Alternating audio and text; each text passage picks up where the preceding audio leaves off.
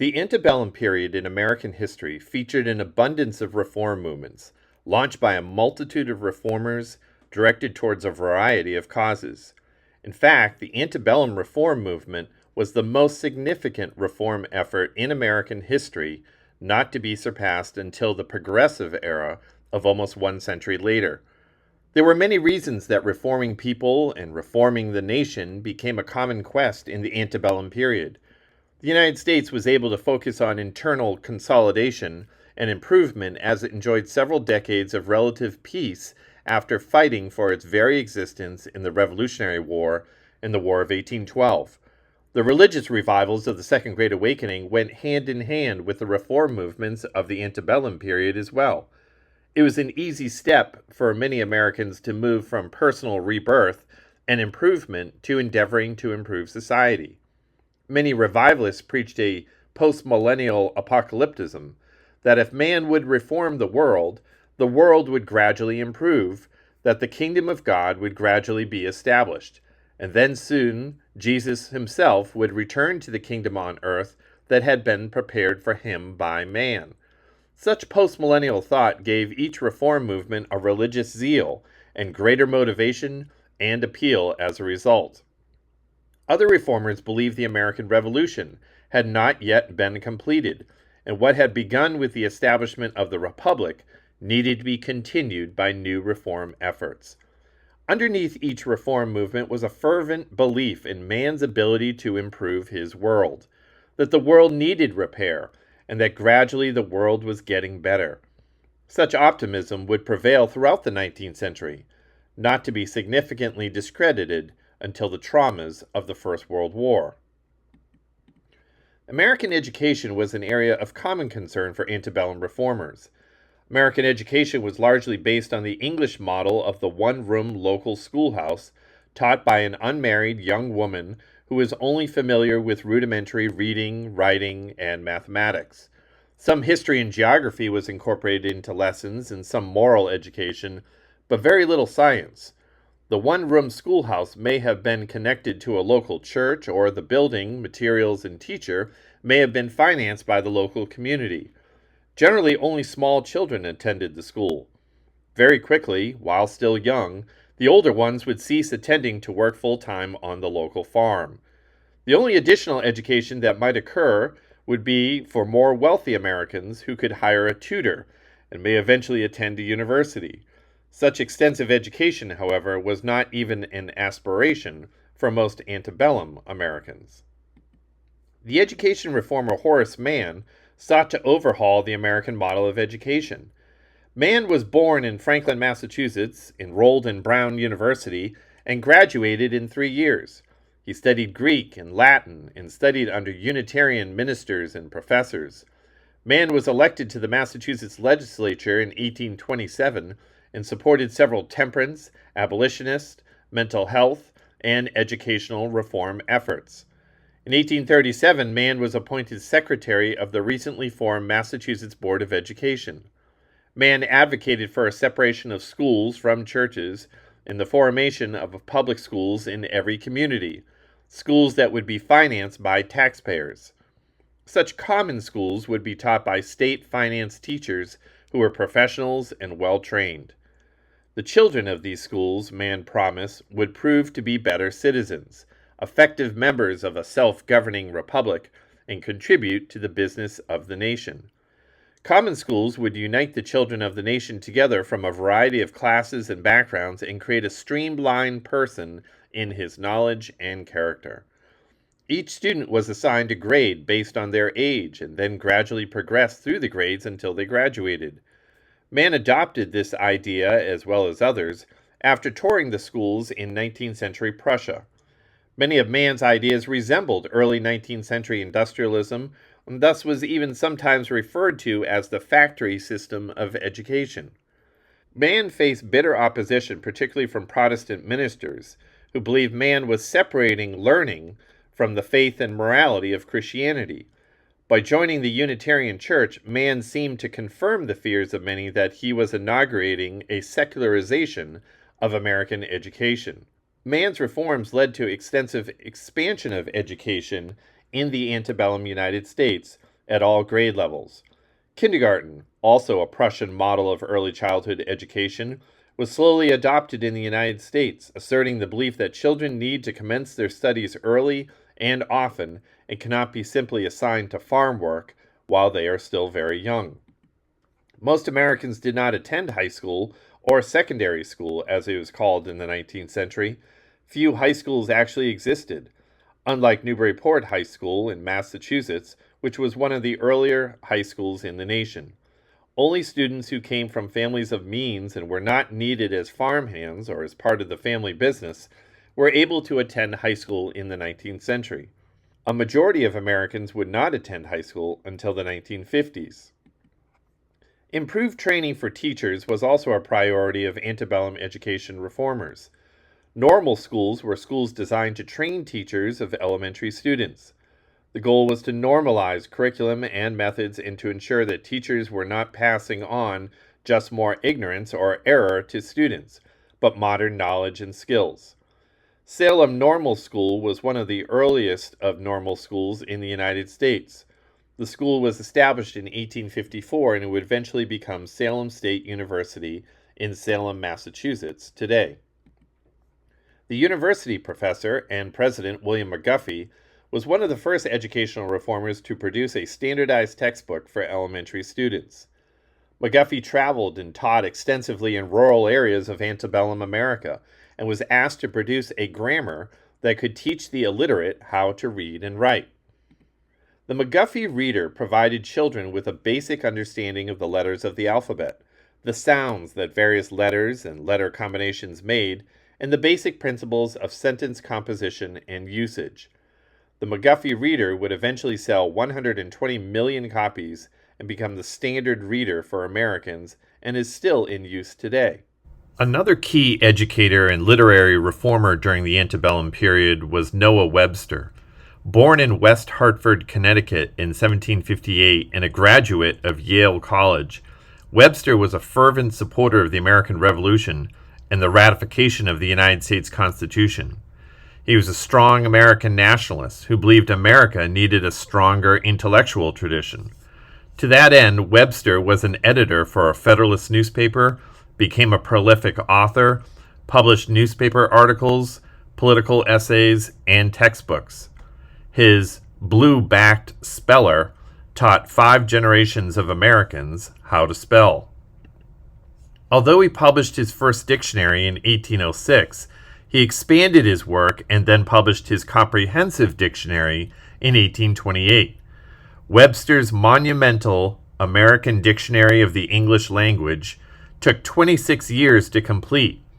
To study the etymology of words, Webster learned parts of 28 languages, including Old English, Gothic, German, Greek, Latin, Italian, Spanish, French, Dutch, Welsh, Russian, Hebrew, Aramaic, Persian, Arabic, and Sanskrit. Webster endeavored to standardize American speech and spelling, which had grown quite varied as Americans spread across the continent. Webster emphasized simplicity in spelling and developed a distinct American form of spelling and articulation that would shape American speech for centuries to come. There were many educational reformers who were also major literary figures in the antebellum period, many of whom were also fervent abolitionists or lent their support to other antebellum reform movements. The antebellum period witnessed an abundance of writers step forward to create a uniquely American form of literature that emphasized individualism, pioneerism, Republican values, and the beauty of the American wilderness. There was a fine line between these authors as writers and reformers as well, with many of them using their poetry and literature to advocate for various antebellum reform movements. Henry Wadsworth Longfellow was a poet and an educator. His most famous poem was probably Paul Revere's Ride, and was the first American to completely translate Dante Alighieri's Divine Comedy. Herman Melville was an American novelist, short story writer, and poet who produced one of the great American novels in Moby Dick. John Greenleaf Whittier, a resident of Haverhill in Amesbury, Massachusetts, was a Quaker poet and staunch advocate for the abolition of slavery. He is best remembered for his poetry, particularly his piece Snowbound, published in 1866, which extolled simple domestic life after the traumas and tragedies of the American Civil War. Walt Whitman may have been America's most famous antebellum poet. He incorporated both transcendentalism and realism in his poetry and is often considered the father of free verse. His 1855 collection of poems entitled Leaves of Grass was controversial for its overt sexuality. Louisa May Alcott was the daughter of a prominent transcendentalist and author of the popular novel Little Women, published in 1868.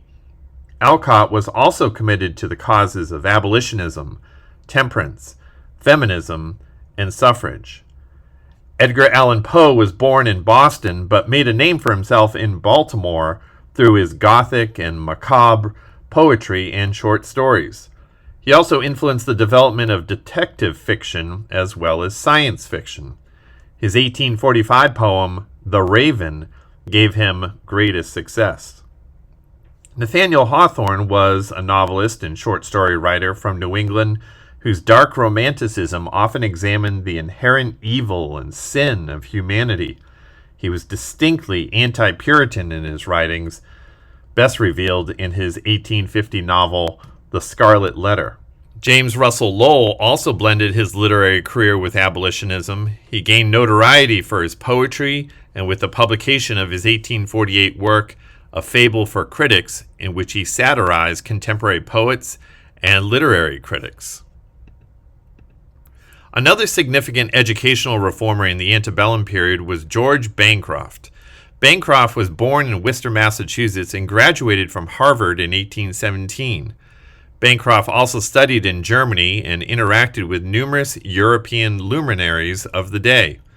President James Polk appointed Bancroft as Secretary of the Navy in 1845, and during his short tenure as Naval Secretary, Bancroft established the United States Naval Academy at Annapolis, Maryland. Bancroft emphasized excellence, quality instruction, and diligence among the midshipmen appointed to the Academy. Bancroft also served as an overseas minister for the United States on behalf of several presidents. Bancroft's greatest literary accomplishment was as a historian.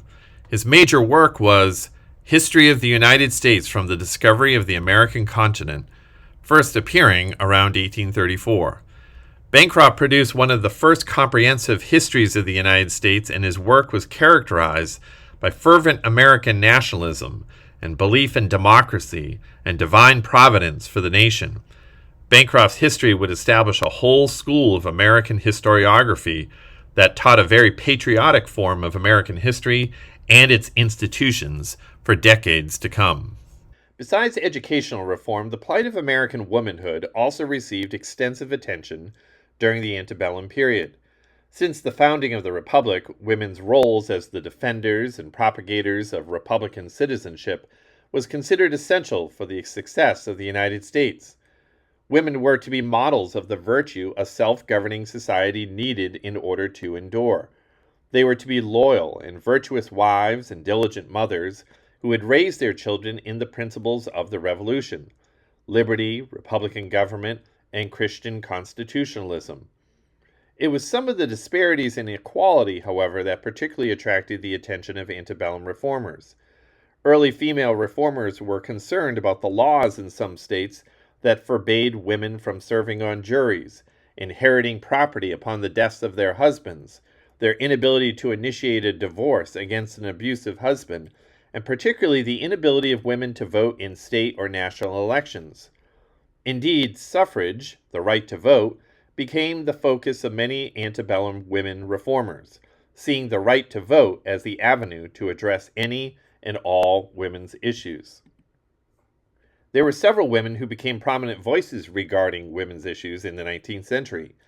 Elizabeth Blackwell, although born in Great Britain, emigrated to the United States and was the first woman in America to obtain a degree in medicine, practice as a female physician, and publish an article in a medical journal. Lucy Stone was the first woman from Massachusetts to earn a college degree. She became a very prominent advocate of rights for women, particularly suffrage.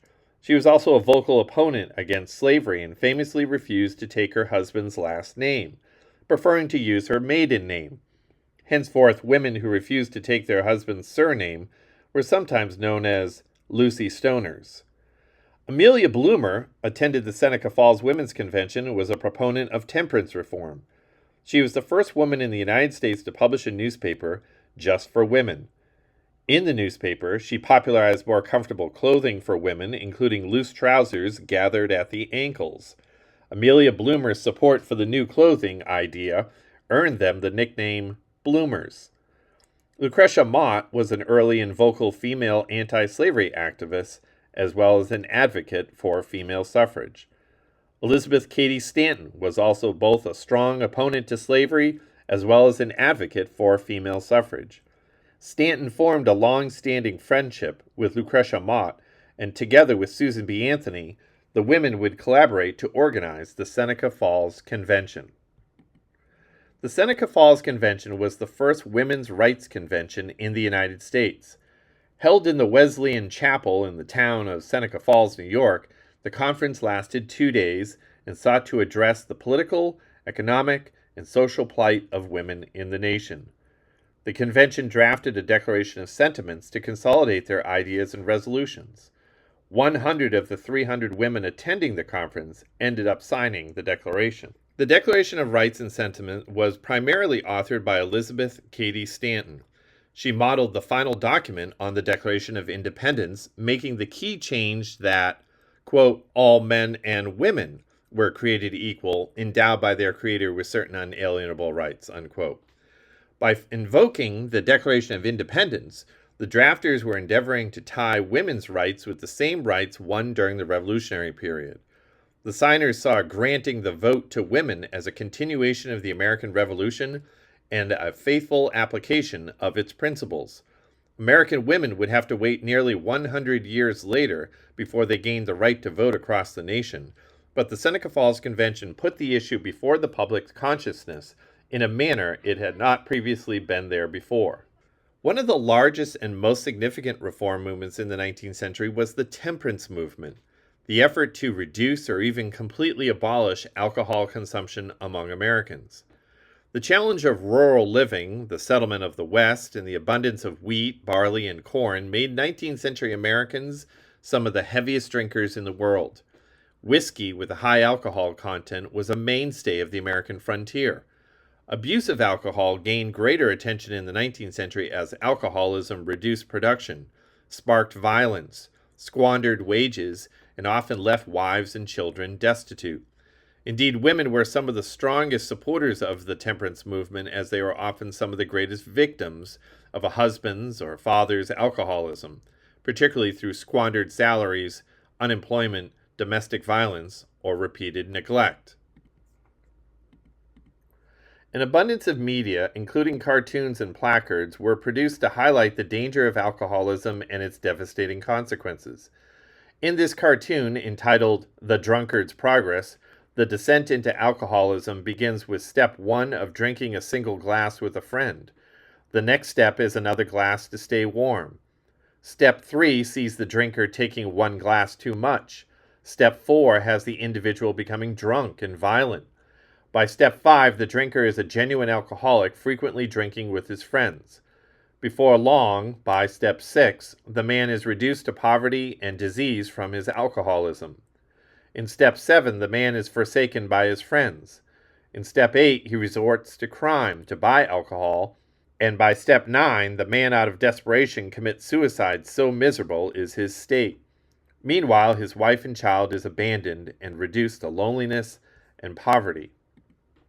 The Massachusetts Temperance Alliance produced the above cartoon in 1863. It depicts the Black Valley Railroad, a train that carries unaware drinkers towards hell and destruction. Such allegories and images were designed to shock Americans regarding the dangers of alcoholism and generate greater support for temperance societies and movements. Consistent with the optimism of the age, Americans organized a great number of organizations and clubs in an effort to stem the power of the national addiction. The American Temperance Society, founded in Boston in 1826, was one of the first such groups. Members took a pledge to forsake hard liquor, beer, and wine were, however, permitted. Within 10 years, there were over 8,000 local groups and over 1 million Americans had taken the temperance pledge. The Washingtonian Society was founded in Baltimore by 6 alcoholics in 1840 in order to create an accountability group that would help each other to remain sober. The Washingtonians focused on individual drinkers and advocated voluntary efforts to eliminate alcohol consumption rather than state or national laws. The Maine Law of 1851 represented a significant departure from previous temperance efforts. The focus of reformers thereafter would be to use the power of state and national governments to quell alcoholism rather than simply voluntary societies. The state of Maine was the first in the nation to pass a state statute promoting temperance and reducing alcohol consumption. The so-called Maine Law, or Maine Liquor Law, was crafted by Neal Dow, who was the mayor of Portland, Maine. The Maine Law prohibited the sale of all alcoholic beverages except for medicinal or mechanical purposes. Maine was the first state to pass an anti-alcohol bill, but by just 4 years later, a total of 12 states had become known as dry states, standing in contrast with the so-called wet states that permitted alcohol sales and consumption. Portland, Maine was the scene of some violent rioting sparked by the law, but several states continued to follow its examples in the 19th century. The debate over temperance and reducing alcohol consumption through legal means or voluntary means would continue into the 20th century. Temperance advocates would score their greatest victory in 1919 with the ratification of the 18th Amendment to the Constitution, the amendment enacting prohibition. The temperance movement of the antebellum period certainly bore strong influences on the treatment and recovery from substance abuse efforts in modern America. Correlated to the temperance movement was a movement that addressed the diet and health of antebellum Americans. Americans did not always have a balanced or even healthy diet extending back to the colonial period. Americans ate an abundance of fried foods that were high in fat and cholesterol. Alcoholic beverages were often high in calories as well. Regular consumption of fruits, vegetables, and particularly fiber could be rare, particularly among working and poorer classes of Americans. Complaints about stomach pains, constipation, and headaches were frequent. Prescribed medicines for such ailments were often little more than rubbing alcohol and only made conditions and symptoms worse. The Presbyterian minister from Connecticut, Sylvester Graham, sought to improve the eating habits of Americans. A lifelong supporter of temperance, Graham was also an ardent supporter of vegetarianism in eating more whole grains. Graham may have been one of the earliest practitioners of preventative medicine, and also rightly identified stress as an agent causing disease. Graham's eccentricities went further than most people would agree, however. Graham advocated avoiding warm baths, sexual activity, sleeping only on hard surfaces, and eating only vegetables with water along with bread.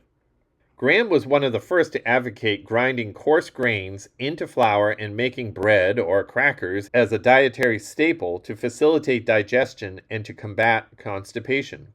The graham cracker, based on Graham's bread recipe, was an easily marketed dietary element that, because of its high fiber content, seemed to reduce cravings and facilitate digestion.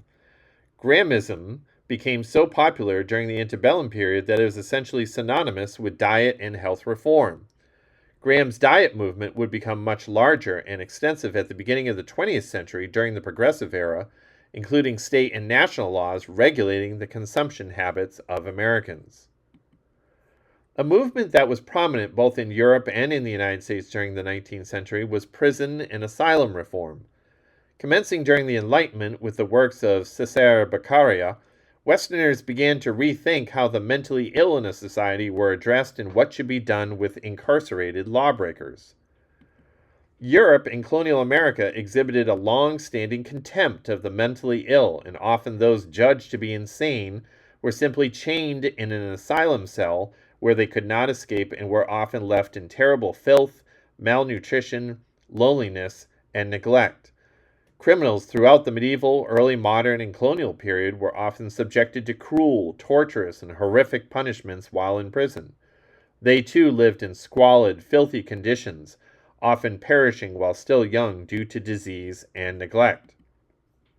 Other punishments in prisons could be futile or purposeless work in order to contribute to an inmate's agony. The ratification of the Eighth Amendment as part of the Bill of Rights prevented the imposition of cruel and unusual punishments on prisoners, but it was not entirely clear what was judged to be cruel or unusual. It was a woman from New England who proved to be a true pioneer and advocate on behalf of the incarcerated, particularly those confined to asylums for mental illness. Dorothea Dix was born in Maine but grew up in Massachusetts. She was raised by her wealthy grandmother in Boston, as her father was abusive and both her parents were in poor health due to alcoholism. Dix became a teacher at 14. At a young age, opened a school for girls and traveled to Great Britain where she learned from other social reformers. She particularly took an interest in asylum reform. She toured and chronicled the horrid conditions in which the insane lived and provided detailed reports of her findings to state legislatures. In many states, they enacted legislation to improve the conditions and care for the mentally ill based on Dix's reports. She also lobbied the United States Congress to pass legislation to provide better asylum care, but President Franklin Pierce vetoed the bill, believing the care for the insane to be the job of the states and not the federal government. After traveling to several states, Dix also toured asylums in England, Scotland, and even Rome, and lobbied governments for better care of the mentally ill. She even received an audience with the Pope, who came to value asylum reform. Dix served as superintendent of army nurses for the Union Army during the Civil War and founded dozens of hospitals for both Union and Confederate soldiers alike after the war. She continued her work on behalf of prisoners and the insane until the end of her life. The United States commenced building several larger prisons during the antebellum period. A national debate ensued regarding what was the best means to rehabilitate rather than simply punish prisoners. The Auburn system advocated separating prisoners into solitary confinement at night in complete silence to reflect on their crimes while the prisoners would perform manual labor to pay for the prison during the day. The Philadelphia system also advocated separating the inmates into solitary confinement cells, but did not impose the same work requirements on inmates. Both systems believed that isolating prisoners from societal corruption would provide inmates with time to privately reflect on their deeds and seek moral improvement. Other ideas for prison reform that were tested in the century included the creation of prison libraries, promoting literacy, reduction in physical punishment, and separating women, children, and the sick. The most significant change regarding incarceration in the 19th century was the definitive recognition that prisoners need to be rehabilitated and improved to be reinserted back into society. The best ways to achieve that goal was not always clear among reformers. As another sign of the great optimism that characterized the 19th century, there were several states that formed peace societies, that is, organizations that worked to prevent international conflicts and wars. Imbued with Enlightenment thought and considering the Napoleonic Wars the last great continental conflicts, peace societies believed man had moved beyond war, that man had evolved beyond the barbarism that characterized conflict. The future would be one of peace, and nations would diplomatically resolve their disputes instead of resorting to arms. Several of these peace initiatives formed by states came together to form the American Peace Society, founded in 1828. The American Peace Society was founded through the efforts of one of America's earliest peace advocates, William Ladd. Ladd was born in Exeter, New Hampshire, and graduated from Harvard. He spent extensive time as a merchant sailor and had seen much of the world. He managed a farm in Maine during the War of 1812 and became a vocal opponent against the War of 1812 and all conflicts between nations. Ladd even opposed memorials to war and battles, such as the construction of the Bunker Hill Monument. Ladd served as the first president of the American Peace Society and used his publications to consistently argue war was contrary to the Christian gospel. Ladd drafted a plan for a Congress of Nations that would prevent international conflicts that loosely resembles the eventual United Nations.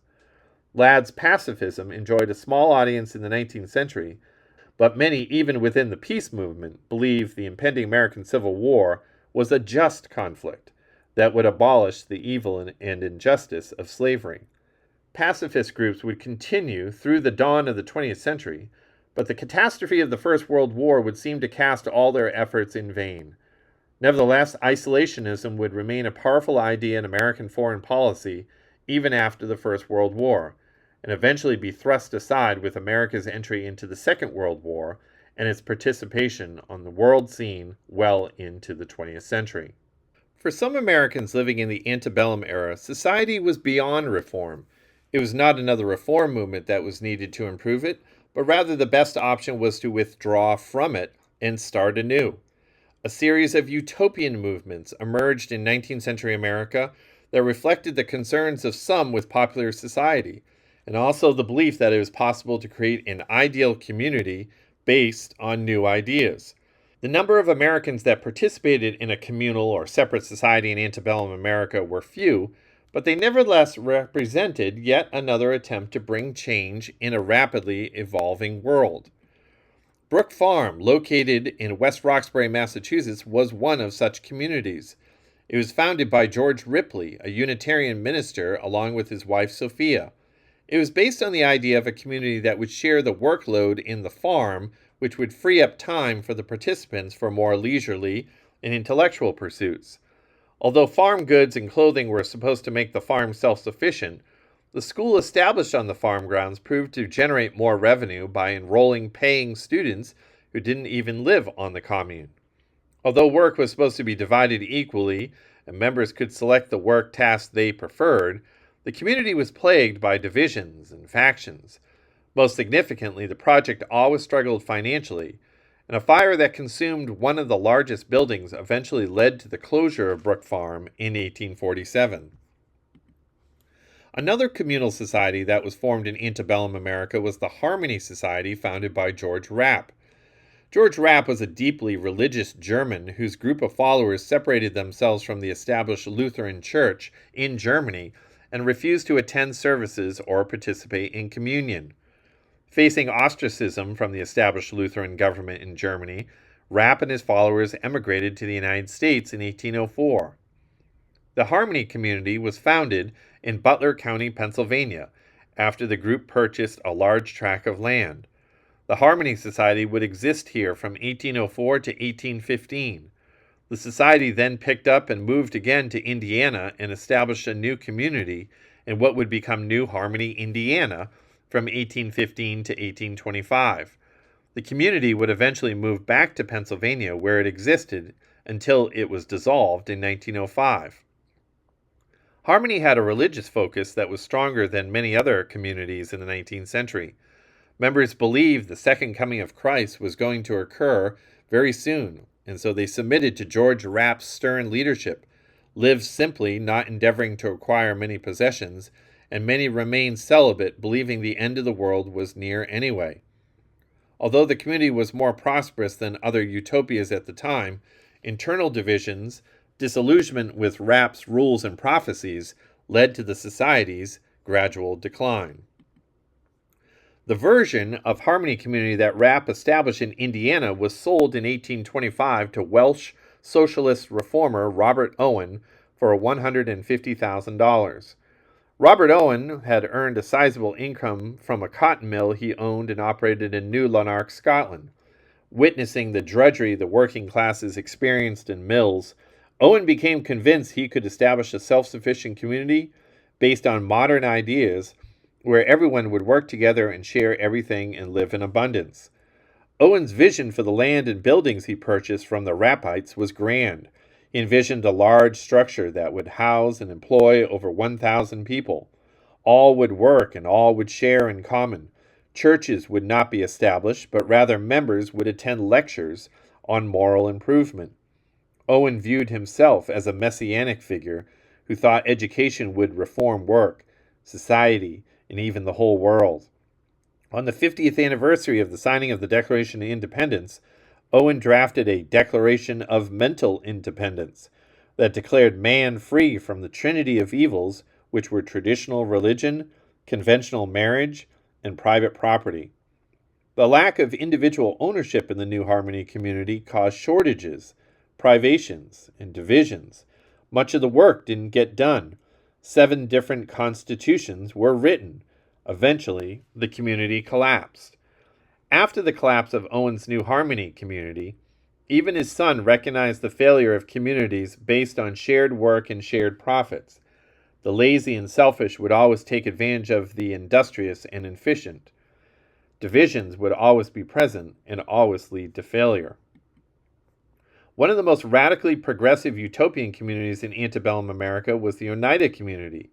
Although its size and productivity made it one of America's more enduring communities, its radical beliefs made it a byword and a target of scorn in the century. The founder of the Oneida community was the controversial John Humphrey Noyes. Noyes was born in Vermont and graduated from Dartmouth College.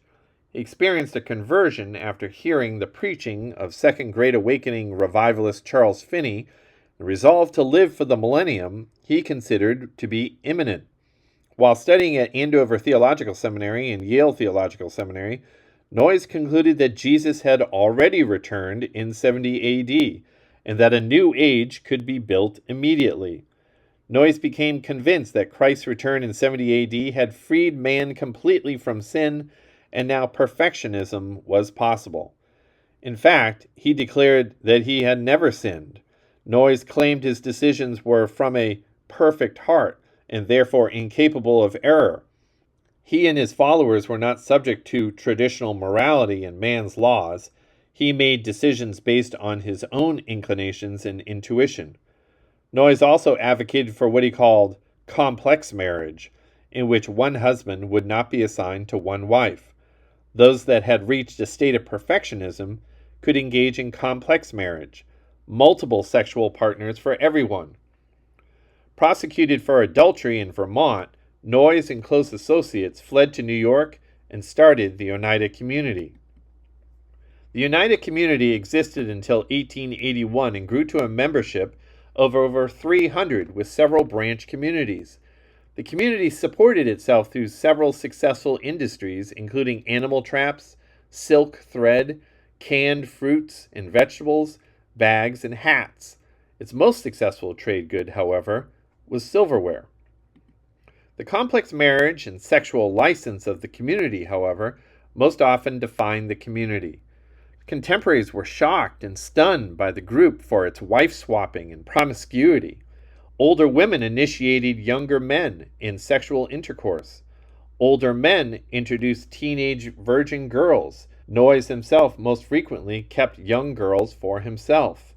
In 1879, Noyes faced a charge of statutory rape in the state of New York. He fled to Canada and never returned to the United States. The community soon after disbanded and converted to a joint stock company for its silverware production in 1881.